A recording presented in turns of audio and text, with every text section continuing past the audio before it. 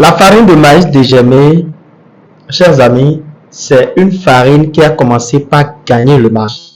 Et une farine beaucoup demandée aujourd'hui parce que elle intervient également dans la production des produits pâtissiers. Je parle des gâteaux, je parle des croissants, je parle des friands, je parle de plusieurs produits en pâtisserie. Cette farine que vous voyez, elle a commencé par gagner le marché grâce à son efficacité également, vraiment approuvée dans le domaine de la pâtisserie. Et moi, je vous invite massivement à vous lancer aussi dans cette production. Chers amis, je vais vous apprendre dans cette vidéo comment conserver cette farine sur une durée d'au moins une année, les techniques qu'il faut respecter réellement pour pouvoir conserver cette farine dans des sachets bien sûr pendant une année. Parce que je reçois plusieurs plaintes ces derniers temps et on me dit voilà, on a déjà fait la production et nous n'arrivons pas à conserver la farine. Juste après 3-4 mois, la farine commence à donner des charançons. L'erreur, je vais vous donner les causes de ce facteur-là et je vous dirai également pourquoi est-ce qu'il faut obtenir cette farine 4 mois, 5 mois après dans ces conditions désagréables. Je vais vous donner également la solution. Comment faire pour pouvoir conserver cette farine sur une longue durée comme je vous l'ai dit. Alors, restez du début jusqu'à la fin de cette vidéo pour découvrir réellement pourquoi est-ce que vous n'arrivez pas à conserver les farines sur une longue durée, les raisons et aussi les solutions. Comment faire désormais pour que la farine soit accessible sur une longue durée. Salut les amis, bienvenue dans cette vidéo. Mon nom c'est Pacom Degbo, je suis le promoteur de l'entreprise Benin Moulin Service. Ici, comme le voyez, nous parlons de l'industrie agroalimentaire. Nous parlons de l'innovation dans le secteur de l'industrie agroalimentaire. Nous parlons également des machines, des installations performantes qu'il faut vous faire sur vos unités de transformation. Et aussi, nous faisons la recherche, l'innovation dans ce domaine. Suivez cette vidéo du début jusqu'à la fin pour ne rien rater. Je vous invite massivement à vous abonner à cette chaîne YouTube.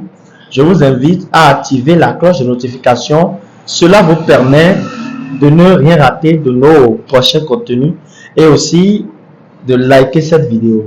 Liker cette vidéo et de partager également au maximum possible pour faire profiter nos frères, nos sœurs qui ont vraiment besoin de ces initiatives-là pour également commencer chez eux, vraiment pousser leur curiosité à faire quelque chose dans le secteur de l'industrie agroalimentaire. Top, c'est parti. Cette farine que vous voyez a été produite dans de meilleures conditions par Benin Moulin Service.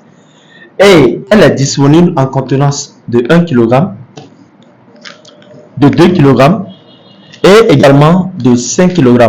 Pour les boulangeries, pour les pâtisseries qui demandent, nous leur fournissons la farine sur des contenances de 25 kg, de 50 kg.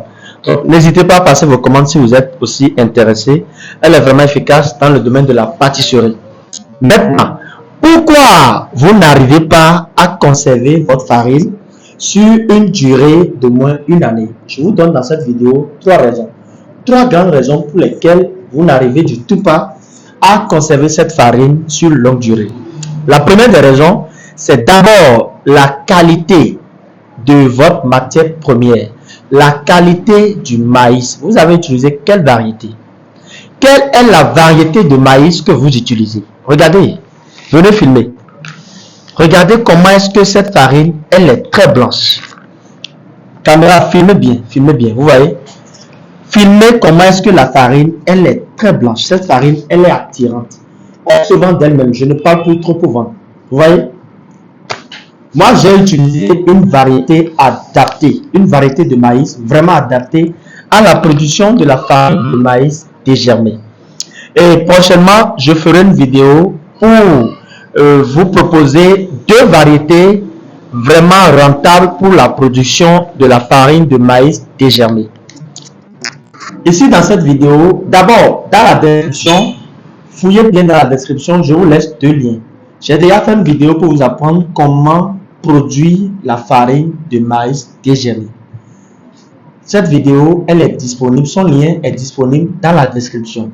J'ai fait également une autre vidéo pour parler des erreurs à éviter au cours de la production. Cette vidéo, elle est également disponible dans la description. Donc, cliquez sur les 2 liens dans la description, vous verrez les liens pour accéder vraiment à ces vidéos-là. Et là, ça vous permettrait d'avoir déjà une bonne note sur comment produire la farine concrètement. Ici, nous n'allons pas parler de comment produire, mais plutôt des erreurs qu'il faut éviter. Je demandais tout à l'heure, quelle est la variété de maïs que vous utilisez? Parce que c'est aussi un facteur qui fait que vous n'obtenez pas d'abord une farine de couleur blanche, et aussi c'est aussi un facteur qui fait que vous n'arrivez pas à conserver votre farine sur une longue durée. Le premier facteur susceptible de dégrader la qualité de votre farine, c'est le taux d'humidité. Le taux d'humidité contenu dans votre farine. Quel est ce taux d'humidité contenu dans votre farine? Quelle est la teneur en eau? Quelle est la teneur en eau de votre farine? Quelle est l'humidité relative contenue dans votre farine? Chers abonnés, c'est une astuce que je vous donne.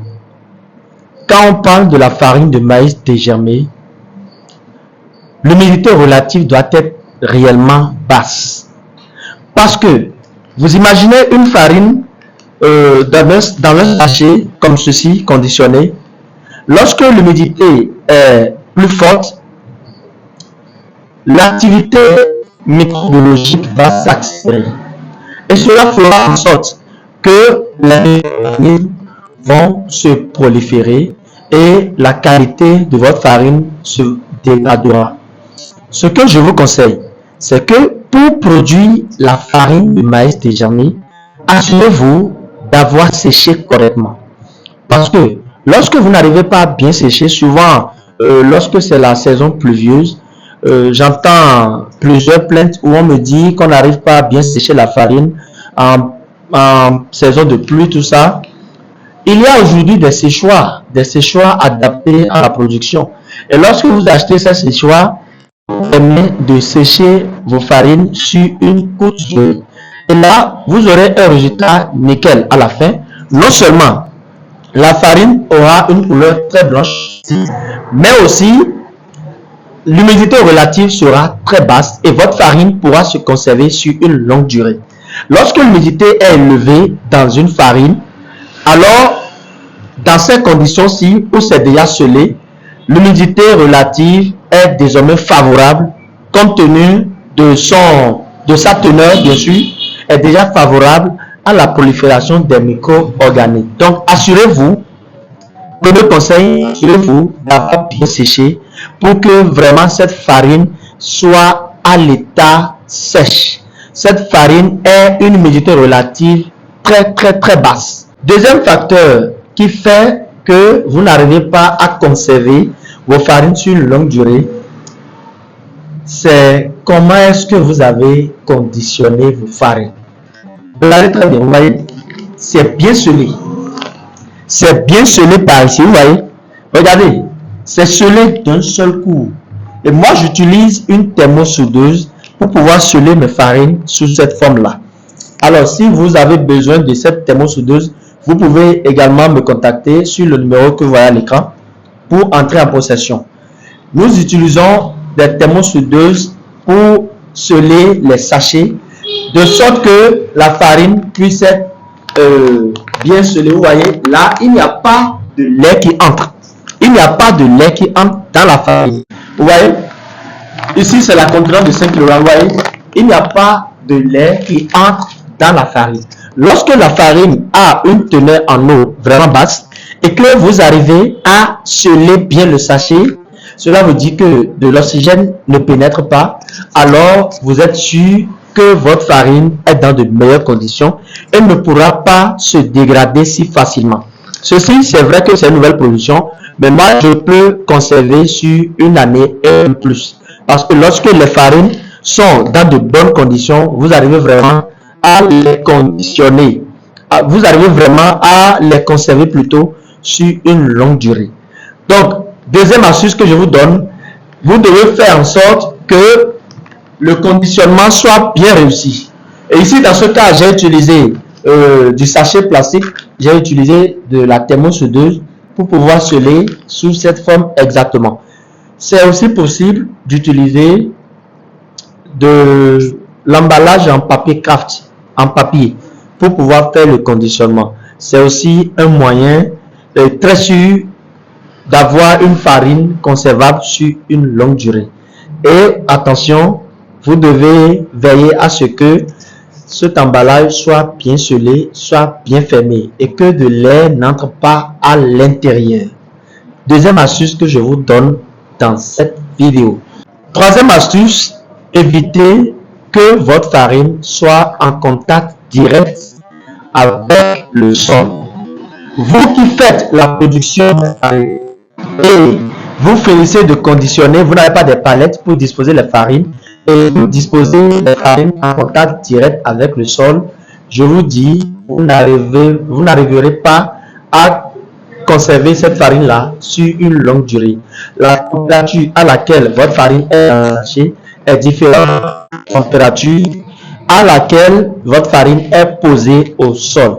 Évitez de poser en contact direct. Évitez vraiment de positionner vos farines, de les stocker directement en contact direct avec le sol. Ce que je vous recommande, c'est l'utilisation des palettes.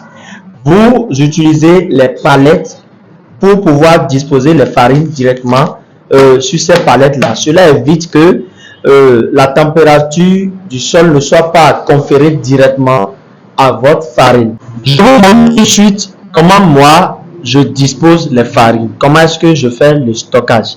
Approchez un peu la caméra pour montrer à tous ceux-là qui sont en train de nous suivre comment est-ce que nous disposons les farines. Alors, montrez-les. Ici, c'est la palette. Vous voyez, c'est la palette dont je parle. Et je dispose les farines en contact direct avec le sol. Évitez vraiment que les farines soient en contact direct avec le sol, qui ne vous garantit pas que la farine sera conservable sur une longue durée. Chers amis, je vous ai donné dans cette vidéo trois secrets réels pour lesquels vous n'arrivez pas à faire votre farine. Chers amis, dans cette vidéo, je vous ai donné les trois raisons. Je vous ai donné trois bonnes raisons pour lesquelles vous n'arrivez du tout pas à conserver votre farine sur une longue durée. Alors, que faut-il faire? Les solutions aussi sont là. Évitez en premier lieu de poser vos farines en contact direct avec le sol. Deuxième solution que je vous donne, soyez rassurés que vous avez bien conditionné votre farine et qu'il n'y a pas de l'oxygène qui entre. Troisième conseil que je vous donne, je vous recommande de bien sécher la farine pour que l'humidité relative ne soit pas élevée. Pour que, à travers les résultats d'analyse, on ne vous dise pas que l'humidité relative est élevée, que ce soit vraiment basse, pour garantir vraiment une conservation longue de votre farine sur une longue durée. Si vous avez aimé cette vidéo, likez vraiment la vidéo, partagez-la au maximum. Et je vous ai bien dit, en description, je vous laisse deux liens pour suivre comment produire cette farine et les erreurs aussi à éviter. Ensemble, nous ferons de progrès ensemble.